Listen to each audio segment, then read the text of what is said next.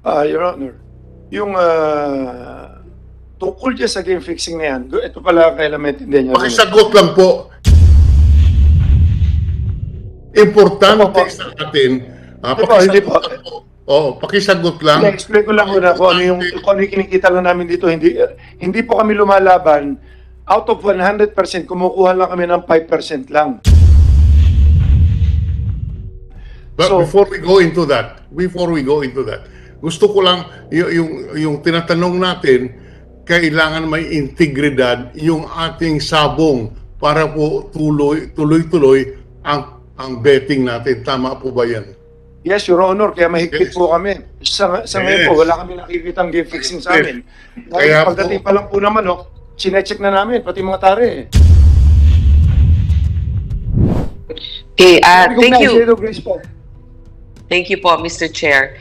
Actually, alam naman natin na may pending application ng franchise yung Lucky 8. At nung ito'y dumating sa amin, no, sa committee namin, syempre bago itong ganitong klaseng pasugalan na humihingi ng prangkisa, talagang napakahirap suriin, ano. Pero ang isa naman ang masasabi ko, sila humarap para mag-apply. Isang bagay ito na masasabi natin tungkol sa kanila. Ngayon, marami rin akong nadidinig, halimbawa, Lucky 8, tapos yung mga ibang, yung isang nabanggit nga dyan, si Pineda, na sa sarili nilang kilos, may mga nagsasabi na nakakatulong sila. Ngayon, ang importante ngayon na talakayan natin, ito, siguro tatanungin ko si Mr. Atong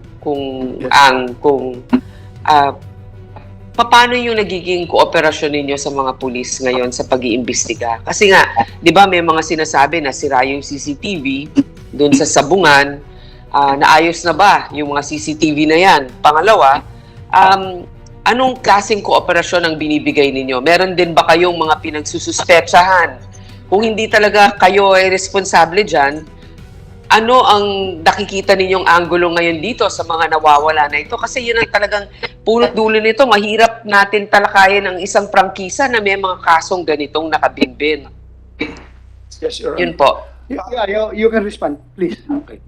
Your Honor, about CCTV, okay. Napanood ko rin po na napapagalitan din ng PAGCOR dahil sa hindi sila nagihigpit sa amin sa CCTV. Ang CCTV po sa PAGCOR, ang nilalagyan nila ng CCTV inside casino lang. Hindi po kasi nila teritoryo ang mismong arena eh. Wala talaga kasi sa amin studio lang po eh. Ngayon, yung pag may kukwento ko nga kung paano kung makikita niyo yung studio namin, yung hindi na kailangan lagyan ng CCTV yung mismo site namin dahil naka-video siya. Pagka nagpapalabas may video eh. Yung perimeter naman, hanggang ngayon under construction pa ho kami. Kasi nung mag-start kami ng July 15 hanggang December, may pandemic eh. Ang palabas namin kukunti lang, tapos bumibili kami ng manok, tapos konti-konti lang yan. Nakapag-start kami ng maganda, 2021, tapos nagsisimula umakyat yan, tsaka palang, tapos nalaman ko nga na mga March yata yun, napunta kami sa PAGCOR na kailangan kami i-regulate. You mean to say na yung tatlong sabungan na inoperate ninyo puro under construction pa, kaya hindi kayo nakapaglagay ng CCTV? Farm lang ho yan eh, farm. Okay? Farm. Nagsimula kami sa isang ang style ng farm kasi, bukid yan, bukid. May pader. May pader, wala. Nung una, walang pader. Ginagawa namin yun sa isang lang, yung rueda lang. So, yun ang ginawa namin arena. So, tapos yung mga manok, yung mga cockhouse, kanya-kanyang cockhouse yan, may mga air condition. Nung una, wala pa nga air condition eh. Nakalagay lang eh. So, within few months, nagsisimula pa lang kami ayusin. Tuloy-tuloy ang construction hanggang ngayong oras na to. Maski tignan nyo. Tsaka, sa mga pulis, maski tanong nyo po sa kanila, every time na gusto nila pumunta sa amin, pinupuntahan nila kami.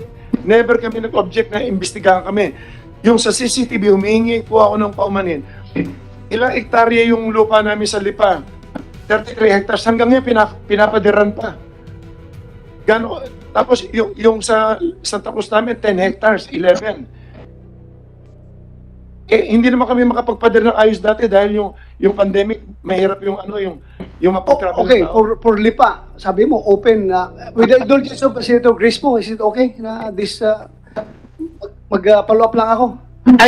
Go ahead, sir. Nakikinig lang din po ako. Thank you, Mr. Chair. Yeah, thank you. Sabi mo, sa Lipa, 33 hectares, tapos kinukural ninyo. How about Manila? I think this Manila Arena is already built up establishment. Manila Arena, nagawa po namin dati yan as cockpit. Hindi po nakakapagsabong dyan. Santa Cruz, nakapagsabong lately lang nung pinayagan lang ng IATF. Matagal naka-stack yan, idle yung lugar eh. Kaya nga, kung matagal na rin itong walang CCTV. Wala po, kagagawa lang yan na Your Honor, bagong gawa lang yung arena na yan eh. Tapos inabot nga, ginawa yan nung wala pang COVID no, nung wala pang pandemic, kagagawa lang yan. Wala pa eh. Wala talaga. Pero meron na pinalagyan ko na ngayon. Ngayon, kung signal nila, pinalagyan ko kasi ginagamit na po Yeah. namin, Your Honor. Senator Lacson is recognized. Just as a manifestation, I noticed that we've been straying away from the intent of this legislative inquiry. No, parang nakalimutan na natin yung mga nawawalan sa bungero. We're more interested in to hear from the PNP kung meron na silang progress sa investigation kasi ito yung medyo bitin last hearing. So, Yes, sir. refer to you, Mr. Chairman. Yes, sir. Just an observation. Magdadalawang oras na tayo, hindi pa natin natatakil yung intent, the intent of this legislative inquiry, Mr. Yes, sir. I agree with you, sir. I agree with you. Pinagbigyan ko lang ito si Mr. Atong Ang kasi inimbita natin. Pinagbigyan ko lang magsalita. But can you wrap up? Mr. Chairman, Yes. before that, so that we can move forward, siguro, i-diretso na lang ni Mr. Ang yung sinasabi niyang conspiracy. Okay na, naintindihan na namin lahat yan. Problema sa ganito, tapos yung rules, ganito ang batas. Yung conspiracy, diretso mo na yun para malaman na natin. Doon tayo, para makapunta na tayo doon sa mga biktima. Kasi gusto rin parinig ng mga biktima yung conspiracy yung sinasabi mo. Go ahead. Yes, you can, pwede mo i-share sa amin yung conspiracy theory na sinasabi mo. May conspiracy against you. Okay, please share it to this committee. Dire-diretso na po lahat to. Ang ano ko po kasi. Kung gusto mo, di ba, you are asking for executive Sana muna para- session? So, mamaya na yan. Sa executive session, sabihin mo. Okay, so, Kung pwede tayo mag-break lang ng mga 10 minutes. Okay. Break kasi nila Senator Lacson para makita. yeah, we can give it to you. Kasi may involved din ng mga magugulo rito. Na Yeah. But before that, I would like to recognize Senator Franklin Dillon. Huh? Thank you very much. Thank you very much, Mr. Chairman. Just a few questions in relation to this, the subject of suspicion that about 31 of our Sabong aficionados have disappeared. The reports indicate, Mr. Chairman, that the motive for the abduction is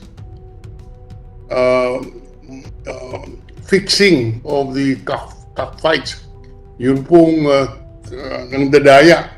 In fact, ngayon, mayroon pong sinasabi si Mr. Ang may conspiracy.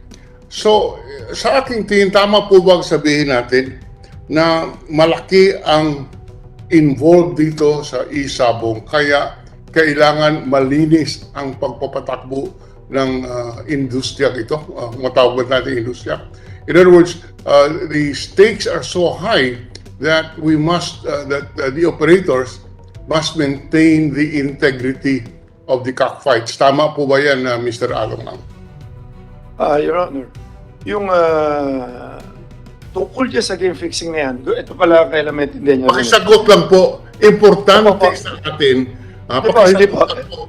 Pakisagot lang. Na-explain ko lang muna kung ano yung kinikita lang namin dito. Hindi po kami lumalaban. Out of 100%, kumukuha lang kami ng 5% lang. But So- before we go into that, gusto ko lang yung tinatanong natin kailangan may integridad yung ating sabong para po tuloy-tuloy ang betting natin. Tama po ba yan? Yes, Your Honor, kaya mahigpit Yes. po kami. Sa ngayon Yes. po, wala kami nakikitang game fixing sa amin. Dahil Kaya po- pagdating pa lang po ng manok, sinecheck na namin, pati mga tare. Pumapasok Kaya- yung mga tao, lumalabas, kung nagkakaproblema po sa labas, wala naman po nangyari patayan sa loob sa amin eh. Oh, Okay. ang dami kasi senaryo, ang dami sindikato rito. Kapareho Okay. niya Master Agent, 1.2 million ang Master Agent namin. Master Agent, Gold Agent, lahat. Eh, may kanya-kanya pong buhay lahat yan.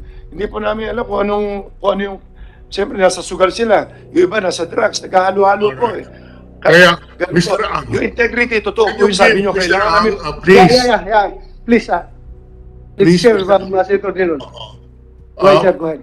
can you give the committee an idea kung magkano po ang betting sa isang sultada? Just to have an idea of what we are talking about here. How much is the range of the bet per sultada? Magkano po? Well, Yeah, you have the floor. hindi po pare-pareho dahil simula umaga mas mahina yan. Nagpipik yan sa hapon, sa gabi, tapos... Okay. On the average lang po, on the minimum and maximum, Mr. Ang. Well, every day, mga 1 to 2 billion every day. 1 to 1 billion to 2 billion a day. 1 billion to 2 billion a day. Kumukuha lang kami ng 5% dyan. 2% binibigay namin sa master agent. 1% para... Teka po, isa-isahin natin dahil ako po hindi sanay dito. Although lumaki po ako sa aming bayan sa Iloilo, marami pong sabong but I have never been familiar with it. So you're saying, bawat araw, 1 billion hanggang 2 billion ang betting. Tama po ba yan? Yes, Your Honor. Sa bawat isa. You're mute. Naka-mute ka ata, sir. Senator Dillon, hindi ka marinig. Hindi po ako nakamute. I'm O, on. mahina signal, nawala. Hindi ko po alam, but tinitinan ko lang, hindi po ako nakamute. Something is wrong, probably with our technological connection. Mr. Chair, I can actually hear Habang the wala si minority Senator leader. Dillon, stop ka muna at kuhan tayo, executive session afterwards. But before that, before we dismiss dahil maghingi muna tayo ng update from CIDG. Then after the CIDG, pakinggan natin itong nakasalang na yung case number 4. Mr. Then Chair, mag-break just- tayo, mag-executive session tayo sa loob ng lounge habang Yes. papakainin na rin natin itong mga naiwan dito sa Pwede po ba, Mr. Chair, Project- tapusin ko lang ang aking, can I just, So, can I just, CIDG, you have any update? You have the floor. yes, Yes, Mr. please. Chair, Yes, I sir. don't, To the Honorable Chairman of this committee, Senator Ronald De La Rosa, sir, and to the other Honorable Senators. Magandang umaga Sandali po, lang, sir. kabilis ng turnover ninyo. Yes, sir. Yeah. First hearing, the director of CIDG is General Pero. Now, Yes, sir. ikaw na naman. Yes, sir. So, retired na si Pero. Yes, sir. So, masaya si Pero kayo, nakalusot siya sa problema na ito. Yes, sir. Ikaw ngayon ang tatanggap sa kanyang problema. Yes, Go sir. ahead. I'm happy to receive that challenge, sir.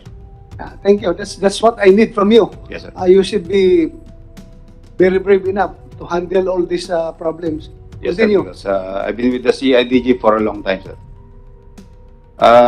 I'm Police Brigadier General Eliseo Cruz, the newly designated Acting Director of the Criminal Investigation and Detection Group.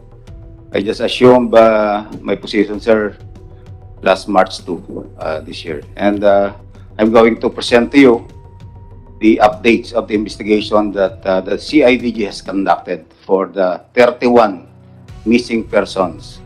31, Missing persons, sir. pero last count natin, 34, di ba? Yes, sir, but we are only handling 6 cases wherein 31 persons. Oo, pero huwag niyo pabayaan yung Yes, sir. yung 2 cases na involving 3 biktima. Yes, sir. We are Because isa mong related rin yun, di ba? Yes, sir. We are also coordinating with the other PROs which are I handling. suggest, hawakan mo na dahil sabi man ng Chief PNP. Yes, sir. Hawakan mo lahat yan. We'll do that. Yeah, hawakan mo lahat yan. Continue. Yes, sir. There are 6 cases being handled by the CIDG involving 31 missing persons coming from the provinces of Bulacan, Rizal, Quezon, Laguna, and Manila. And these cases happened in the premises of Cockpit Arenas. And 1 in Manila, 4 in Laguna, and 1 in Batangas. For the incident that happened on January 13, 2022 in Manila Arena, located at Santa Ana, Manila, we would like to inform this honorable committee that we have a breakthrough in our investigation. A vital witness gave his statement that he saw how the victims were held and loaded by security personnel of Manila Arena in a gray van parked at the basement of the said arena. The witness is currently in a safe and secured environment being guarded by the CIDG. There are 14 persons involved in this case that the witness implicated, and he positively identified 6 suspects and 8 are still unidentified. For the incident believed to have happened in Santa Cruz, Laguna on January 13, 2022, considering the statements of their families that victims went to Santa Cruz, Laguna, Cockpit Arena on the said date but failed to return home and remain missing until this date. And despite being missing, bank withdrawals from the ATM account of one of the victims, Melbert Santos, was recorded at BDO Lipa City Branch and is now being investigated by the CIDG. The person captured in the CCTV footage who withdrew money using the said ATM account is considered as one of our persons of interest and subject for manhunt operation by the CIDG. So you mean to say, manhunt operations, identified na ninyo? Yung tao Actually, na- sir, that's just the word that I use, but we are actually identifying, and once we identify, of course, we have to take appropriate actions on how we take custody about this person or file appropriate charges in court, sir. Okay, continue. For the 6 missing persons with last known whereabouts in Royal Octodome in Lipa City, Batangas on January 6, 2022. The investigations is going on and we have 2 persons of interest. For the 5 missing persons with last known whereabouts in Santa Cruz Cockpit Arena in Santa Cruz on December 29, 2021, the investigation is going on and we have 2 persons of interest. For the 6 missing persons with last known whereabouts in Santa Cruz Arena in Santa Cruz, Laguna, on May 11, 2021, the investigation is going on and we have 1 person of interest. For the 4 missing persons with last known whereabouts in Santa Cruz Cockpit Arena in Santa Cruz, Laguna, on April 28, 2021, the investigation is going on and we have filed obstruction of justice against 1 Brindon Dineros Retusto, and we have 3 other persons of interest. These are the updates of our investigation, and we are conducting continuous backtracking to gather more evidence and witnesses for the eventual solution of these cases. And we are sure, sir, the Honorable Committee, and of course the Filipino people, that the PNP will pursue this investigation to its fullest, leaving no stone unturned until we ferry out the truth and serve justice. Thank you very much, Your Honors. Mr. Chairman, Yes, thank you, General Eliseo Cruz. just one or two Right. questions. Are you ready to file cases before the prosecutor, refer the case or cases to the, with the prosecutor's office? Yes, sir, we are now filing appropriate case against the identified 6 persons Yeah. in Manila Arena, and we'll be filing kidnapping with serious illegal detention, punishable under Article 267 of the Revised Penal Code. Just so we are understood by the victims' families, ano, you cannot anymore conduct arrest based on Rule 113, di ba? Citizen's arrest. It's no longer proper Yes, sir. to pursue these It will people and be- arrest them. You have to wait for the issuance of the corresponding warrants of arrest. Yes, sir. Kung magkakaroon ng warrants of arrest. Yes, sir. In the meantime, you will refer these cases before the prosecutor's office and let the preliminary investigation proceed, di ba? Yes, sir. That will be filed regularly before the Direct filing. City Prosecutor's Office of Manila, sir, and there will be preliminary investigation to be conducted, and subpoenas will be sent Yeah. to the identified 6 suspects. Yeah. And, Summons na lang ang tatanggapin nila from the prosecutor. yes, Para sir. maintindihan ng mga victims' families, baka isipin nila, walang ginagawa yung PNP. Because you're not authorized under the law, under the rules of court, to conduct arrest at this point in time. Yes, sir. Hindi na applicable, hindi ba? Yes, sir. Para maliwanag sa kanila. Yes, sir. So immediately, what you're telling us is you're filing cases against these people who are properly identified and positively identified, di ba? Yes, sir. Positively you're- identified by a witness And properly identified. and properly identified. Thank you. Yes, sir. Thank you, sir. Any more? Okay ka na? That's our update, sir, on the investigation, sir. Okay, thank you. Thank you very much. Sir, okay lang sa inyo. Balikan natin si Senator Drilon. Naputol kanina. Senator Drilon, sir, pasensya ka na, sir. We could not hear you. Kaya please continue, sir. Sorry. Thank you. I just want to place on record the magnitudes of the money we are talking about here, which could give rise to incidents such as this. Mr. Ang, did you say that the gross bets is about 1 billion to 2 billion? Is this per day, sir? Per day, Your Honor. Per day? Per day. Okay, 1 to 2 billion. Masyado pong, approximately, can we say 1.5 billion on the average per day?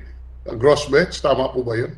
Pwede, depende rin no kasi sa ano yan, sa araw-araw kasi malakas lang po pag Friday, Saturday. Oh, but you're saying 1 to 2 billion per day. Let's say 1.5 na, 1.6 And average. this is only for Lucky 8 or for the 7 or for the 8 licensees, Mr. Ang? Pues, sa amin lang po yan. Sa inyo lang po. Ang kabuuan po kayo magkano? Just rough estimate of the gross bets of the e-sabong industry. Well, hindi ko kabisado sales nila, pero kung titignan mo yung sales nila, mga to, let's say, mga 500 million sila po, ganun. 500 or 700. 500 million per day. More or less sila. Yes, all right. Yes, Now- sir, excuse me, Senator Drilon, sir. Yes, sir. If I may interject, no? Kung gusto mo natin malaman yung kabuuan na pera dyan sa industry na yan, I think PAGCOR, meron silang accurate data mamaya. They can share it with us, sir. So please continue, sir. Tanungin natin yung PAGCOR later. Alam Yes, nila thank yung gaano, Thank you. what is the percentage of Lucky 8's contribution to the overall revenue derived from isabong industry. May data ang PAGCOR niyan. Hindi po. Naka-fix Thank you. po kasi sila eh. Naka-fix po sila na for every licensing. Nag-issue sila. Obligado kami ng 75 million na minimum guarantee of per Yes. Yeah, alam na. each ever is higher do sa 12,500 per Opo. fights. Kami more than eh. So ang binabayad namin siguro more or less 135 million every Yeah. sa amin. Sir, please continue, sir. Continue. Thank you very much, sir. So if we're saying, Mr. Ang, kung sinasabi po natin, ang gross bets on the average would be at least minimum 1 billion to 2 billion per day. How many days do you operate in a month? 30 days, 31 days. 30 days. So, Araw-araw po, meron po kaming laro. so we are saying that kung 30 days po, hindi ko na po makompute. per day is anywhere from 100 Lagay niyo 2 billion. 1 billion to 2 60 billion po. Opo. Per month, it's anywhere from 30 billion to 60 billion. Ganun po ba? More than 60 billion po. How much? A month. A month is about 60 billion. Yes, Your Honor. 60 billion. Magkano po ang inyong commission? Well, 5% kinukuha namin, tapos binibigay namin sa mga agent, 2%, tapos Teka muna. Just the gross muna. At so 5% of 60 billion is roughly 3 billion per month ang commission ninyo. hindi po, ano yan 5%, 6 billion, 3 billion, more or less.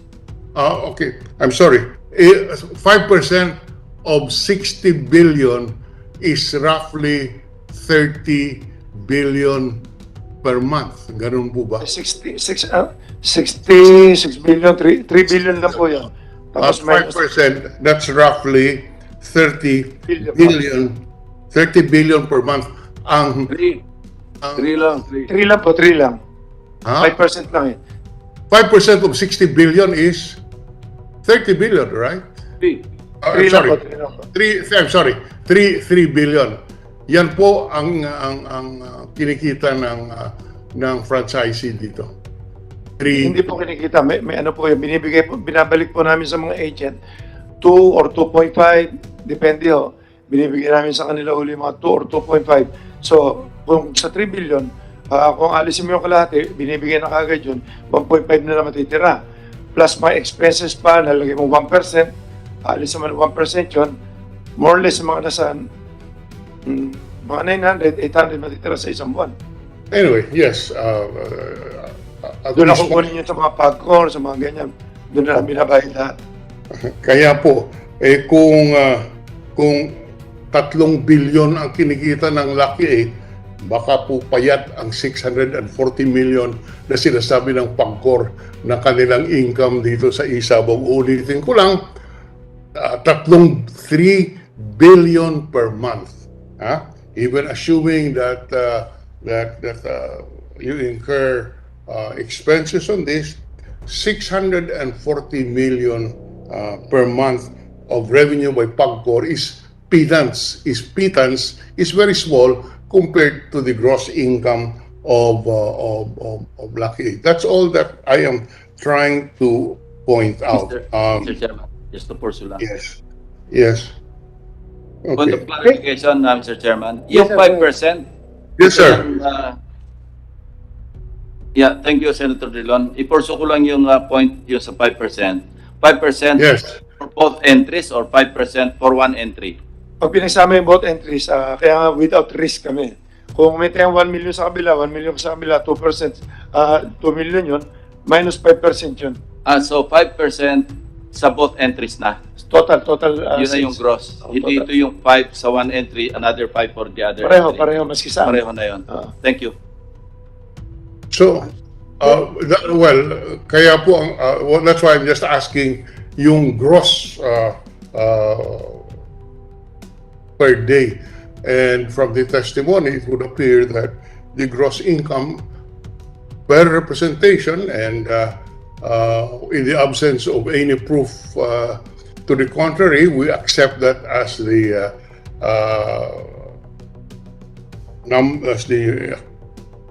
gross income of each licensee. Yan lang po muna. We would love to hear from the Pagcor on the exact amounts. But for the record, if we talk about 3 billion per month for Lucky 8 alone, even assuming that this is the gross income, ay 640 million per month na sinasabi po ng PAGCOR. Mukhang payat at malaki talaga ang kinikita ng industriya, kaya po hindi maiwasan na yung mga ganitong pangyayari ay related doon sa kinikita ng industriya. Maraming salamat, Mr. Chairman. Thank you, sir. Thank you. Right, sir. Senator Lacson. Yeah, ang sabi ng PAGCOR kanina, I was taking notes, from April to, ito yung last year, parang ang average na remittance sa PAGCOR, 400 million per month. How much? How much? And then, for last year, from April, I think hanggang December, parang average 400 million pesos per month ang remittance. Mhm. Okay. January to date, nag-increase ito sa 640 million per month. Okay. Noon pong April, si Lucky 8 pa lang po ang umaandar. Yung mga iba, sunod-sunod pa lang at nabuo lang yung 7 na ngayon 6 na lang nitong November, December. Okay. Pero po Thank you, ma'am. Ito, sandali, ma'am.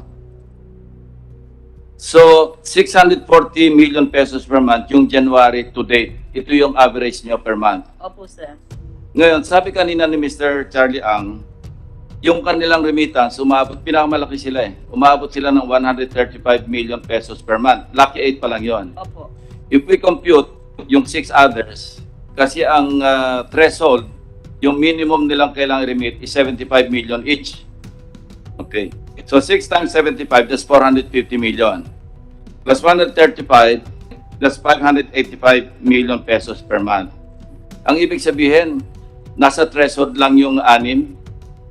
Opo. Kasi from 640 million na pesos per month compared to 585, masyadong minimum yung nire-remit ng ibang operators, ibang licenses. Because Lucky 8 alone, 135 million pesos per month na. So masyado yatang Sir. andun na sila sa threshold, the 6 others. Totoo ba ito? Opo, ganito po kasi, sir. Ang Lucky 8 na gross bets lang from April 2021 to January 2022, Ma'am, excuse me. Pakilapit yung kwan mo, yung microphone kasi hindi nare-record. Ang gross bets po ng Lucky Star from April 21 to January 2022, 546 billion 826 million 428,839. Yung pong sumunod, yung Belvedere Corporation, 86 billion as compared sa 546 nila, 771 million 15,804. Yung pong susunod, yung Esports Encuentro, 3 billion 638,612,985 pesos. And Home Visayan Coppers, ang susunod na malaki sa Lucky Star, 96 billion 576 million 56,951. Yun pong sumunod, yung Jade Entertainment, 145 million 357,404,000. Yung New Win Cockers, 1 billion 205,219.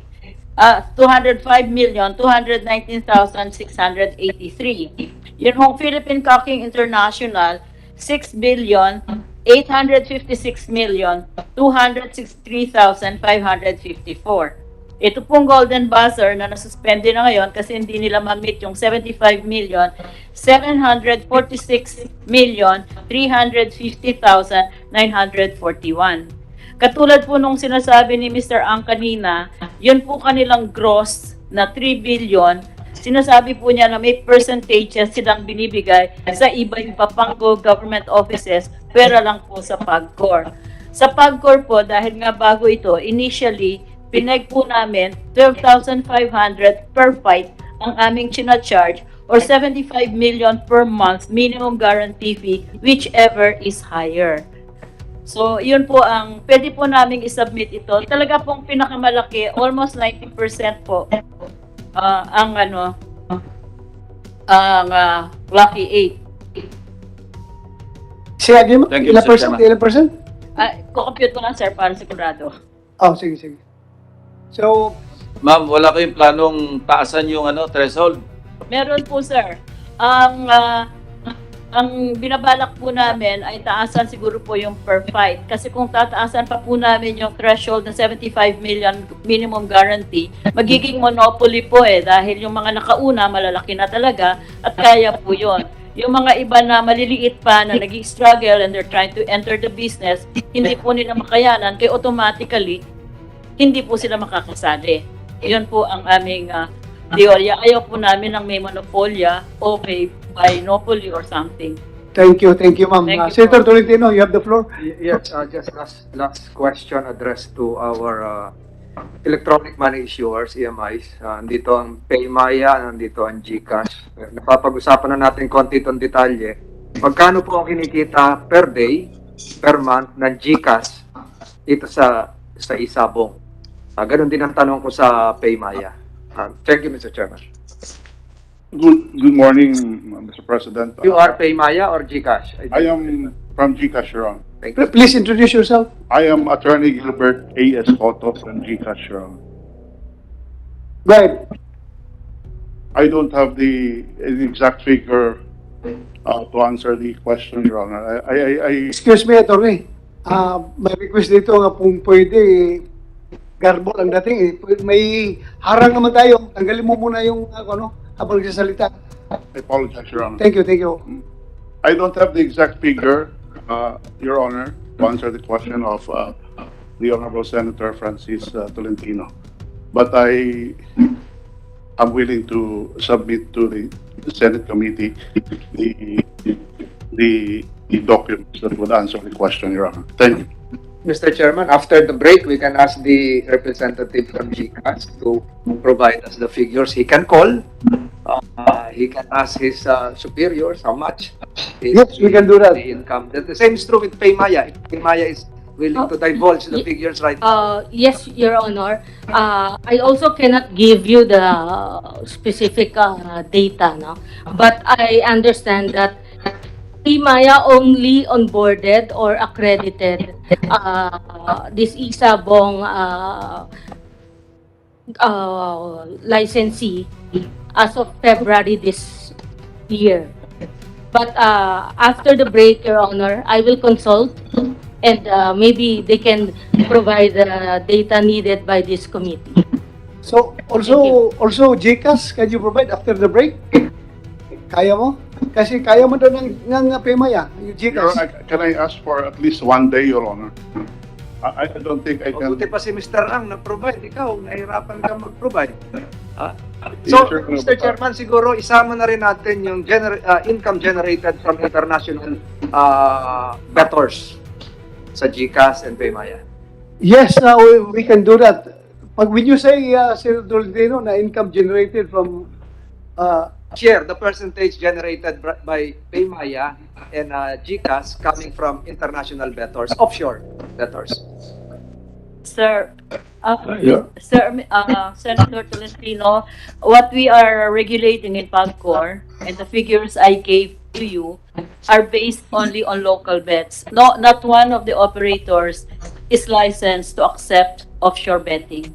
Pero ma'am, maraming tumataya sa Opo, OFW natin. Maraming illegal po yun, sir. Yun po yung napupuya, minomonitor. dumadaan sa AMIs, dumadaan sa GCash, etc. So, can we have a figure? We're not Yes, we're sir. not saying that you're tolerating it. Yes, We're not sir. saying that you're violating something. We are just asking the electronic money issuers and non-bank financial institutions if they can provide us a figure of how much percentage they are generating from bets coming from overseas.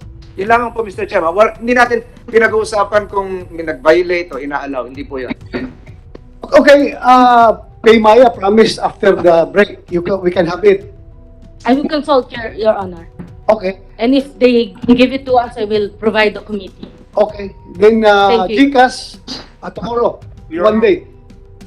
May we ask for a reasonable time to comply because I think it may take Yeah, what is reasonable for you? 3 to 5 days, Your Honor. We'll just submit the. Weekend na yun. Masyadong matagal yun. Mahirap ba mag-compute? Si Ms. David? Mahirap naman, everything is computer generated, di ba? We will ask our office, Your Honor. Kaya nga ng Pimaya after the break eh. Kasi everything is computer, pindot-pindot ka sa computer, nandiyan na yan. I will try to ask the office, Your Honor. So kailan? Kailan? A day, Your Honor. A day. So tomorrow, we are expecting that tomorrow. Yes, Your Honor. Oh, thank you. Pimaya after lunch, after break. Yes, Your Honor. Okay. We are consulting them right now. Okay, thank you very much. So, continue. Before we go on a break, it will be an executive session in the presence of Mr. Charlie Ang. Yes. Yes, I'd like to ask, for the record, Mr. Charlie Ang. Yesterday, you went on YouTube. It went semi-viral with you saying that mahirap dito, ang daming mga politikong nakikialam sa mga investigation. Are you referring to this panel or the personalities present here? Kasi makakaharap ka namin sa tanghalian, tapos masama pala ang loob mo sa amin. So kami ba yung lumalabas sa YouTube na galit ka, na di umano may mga maraming politiko na hindi ko mahaba yung YouTube mo eh. Are you referring to us? Just for the record. Pwede ko po makita yung YouTube na yun. Kasi baka interpretation nyo lang yun. Hindi ko alam yung sinasabi niyo, Your Honor. Lumabas po yung kahapon at di umano ay mahaba yung sinabi mo. It was shown to me.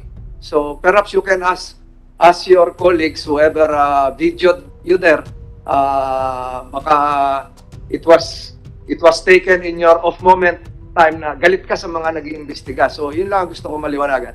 Your Honor, magsasalita pa sa kung wala ka maalala, galit ka ba sa amin? Hindi po ako pwede magalit. Mga kaibigan ko may mga pinagsamahan po tayo maski pa paano eh. Ba't ako magagalit? Your Honor, tsaka wala po ako nilalabas sa video. Ang huling-huling video ko, yung huling nga na sinisita ko na nung nagpahuli ako sa mga NBI tsaka si ADG. Yun na isang i-explain ko mamaya. Na nagte-threat daw ako. Hindi ako nagte-threat eh. Nagte-threat ako doon sa mga, ang dami na namin napahuli. Sa NBI tsaka si ADG. So in short, hindi ka galit sa amin, ha? Impossible. Okay. Lahat po kaibigan ko eh. Thank you. Hindi ka galit. But please, review that video. Dahil ang dating kay Senator Tolentino kasi, medyo galit ka sa mga politiko na nag-imbestiga itong insidente na ito. Well, for your information, alam mo, break kami ngayon, Mr. Atong Ang, break kami ngayon sa Senado. Pero gumawa kami ng inisyatibo na mapagbigyan talaga yung kahilingan ng mga pamilya ng 34 na nawawalang tao na maghihikanda kami ng hearing. Kaya sana huwag mong personalin yung aming pagkakandak ng hearing. Trabaho lang po ito. Walang personalan. Kaya sana hindi ka magalit sa amin, ha? Your Honor, gusto ko nga para maklear ng mga amin. Okay. Gusto ko. Tsaka, never ako magalit sa politiko kasi lumaki na ako na puro politiko rin kasama ko eh. Actually, may mga pinagsamahan nga tayo lahat, maski pa paano. Ba't ako magagalit? Wala naman kayo masasabi sa pagkatao ko. Di Okay. ba? Thank you. Mr. Chairman. Go ahead, Senator Pimentel. Yung sasabihin ba ni Mr. Ang sa executive session, hindi mo kaya sabihin dito sa open session? Andiyan, parang naririnig tayo na yung regional director ng NBI, baka may informasyon siya makuha ron. Ayan namang si director ng CIDG. Hindi ba pwedeng sabihin mo na lang yun sa open session?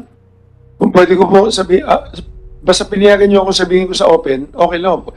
Suggestion ko lang kung pwede sabihin mo na sa inyo, saka yung sabihin sa akin kasi baka naman mali. At isingila ako na advice. Hindi, ganito eh.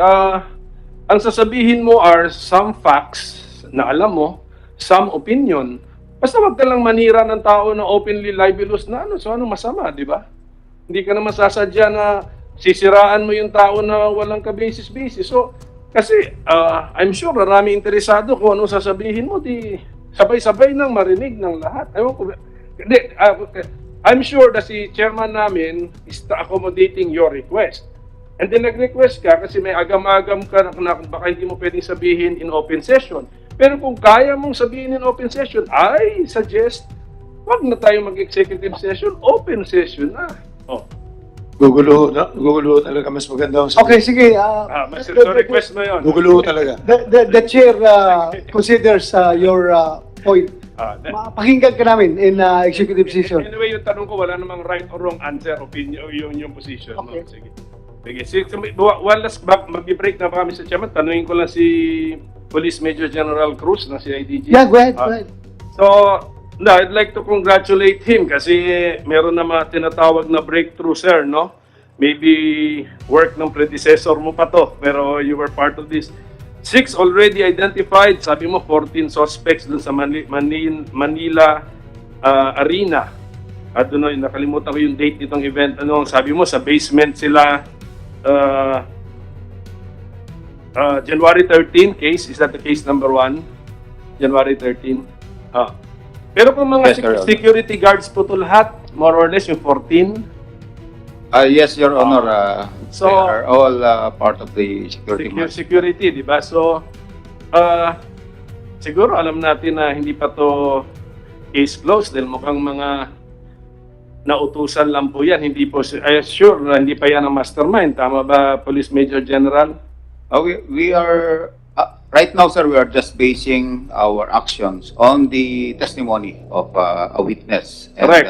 and So, other evidence at hand. So, yeah, ako lang. Ito lang pakiramdam ko. Medyo malayo-layo pa ito na matapos.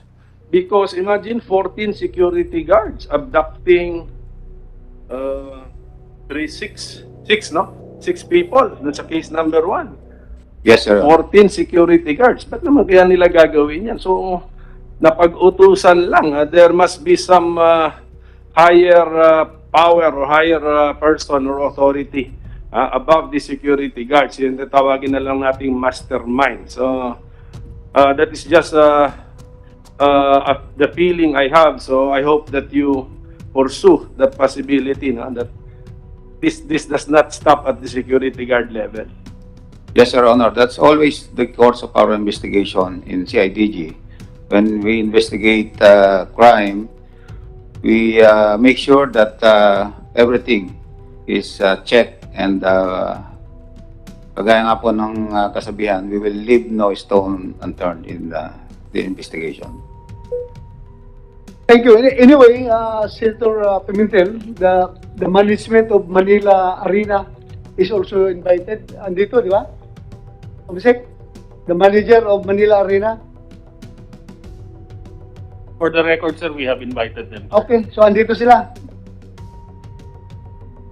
Check, sir. Okay, thank you. So from here,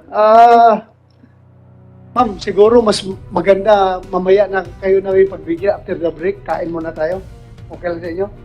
Kain muna tayo. Kumsik, please bigyan ng pagkain yung mga resource persons natin. Habang nag-break tayo, kami, executive session sa loob with Mr. Ang. Yes, sir, we'll comply, sir. Okay, thank you.